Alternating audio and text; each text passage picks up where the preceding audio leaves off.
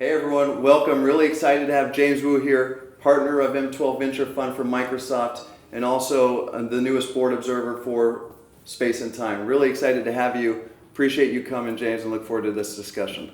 Thank you, Nate. Thanks for the intro. So James, just a quick question for you is what's M12 focused on? What are you investing in today, and what's of interest as you move forward in Web3 and in applications in general? Cool. So M12 is Microsoft's venture fund, obviously. So we are very much focused on investing in tool sets, infrastructure layer that empowers developers to build more reliably, securely, interoperably.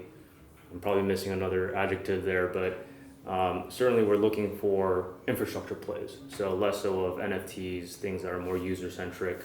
We like to invest in things that run in the background. So Space and Time really stood out to us because, we can go into more detail, but it is the data layer and the data mesh that we've seen play out in the Web2 world several times. And we see that Space and Time has a strong data gravity that attracts a lot of users, a lot of dApps that can build on top. Where do you think the application development's going? You have a lot of applications that are being built in Azure. You're seeing a lot of applications coming from a decentralized perspective within Web3. How do you think about the world of on and off-chain data and the application development of the future?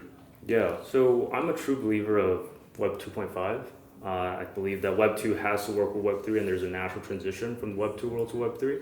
And Space and Time fits in that mold because, yes, there's on-chain data today, but the majority of data is still off-chain. So how do you merge those data insights together in real time? That's still a missing piece within the Web3 arena, and I think Space and Time is just very well positioned to capture that market opportunity. Yeah, you think of all the customers out there that are running on Azure and have massive amounts of data and have familiar SQL tools, for example, if we're talking about Space and Time, but just familiar tools in general, and being able to bridge that on-chain is something that's really important. I know it's something that we're focused on as well. Where do you think that the market is going from M12's perspective on the use of data and privacy? So there's a lot of questions around data privacy, on-chain data, off-chain data. What should be the open data standards of privacy of data? Yeah, I think that's the world of cryptography. I'm not a tech guy, but I can tell you that Microsoft is very much focused on how do we leverage cryptography to ensure privacy, to ensure that data, not only consumers, but enterprises are being protected. Yeah. But actually, I would love to ask you a question. You are building a Web3 native data warehouse. Why partner with Microsoft? What differentiates the Microsoft ecosystem compared to some others? Yeah, no, I think about Web3 in general, right, to start out. And I think that there's amazing applications being developed. There's DeFi, gaming, enterprise applications being developed in a decentralized manner. And I think there's really two missing pieces. One is the ability to bridge on and off-chain data in a familiar environment, especially as we talked about all the enterprise applications out there that are looking for familiar tools to attach and connect to smart contracts in the blockchain. The second one is exactly what you said, cryptographic proofs, right? Having the ability to not just trust data, but to actually have proof that the data hasn't been tampered with. And so from a Space and Time perspective, we address this through user-operated nodes, right? A community of nodes, and Azure is going to be a huge part of our community as we build out the ecosystem of distributed network. And the second one is as we talked about, the proof of SQL, right? The ability to connect off-chain data to on-chain smart contracts. And our excitement with Microsoft is, look, you've been automating business logic for decades. I mean, the world, as we know it from an analytics perspective, runs on SQL. The mass majority of the world runs with Microsoft products. And the need to bridge that gap and have a solution for them to be able to interact with blockchain data is really exciting for us. So it was a partnership that we were really excited about, and we appreciate your support. Well, we're just as excited, to be fair.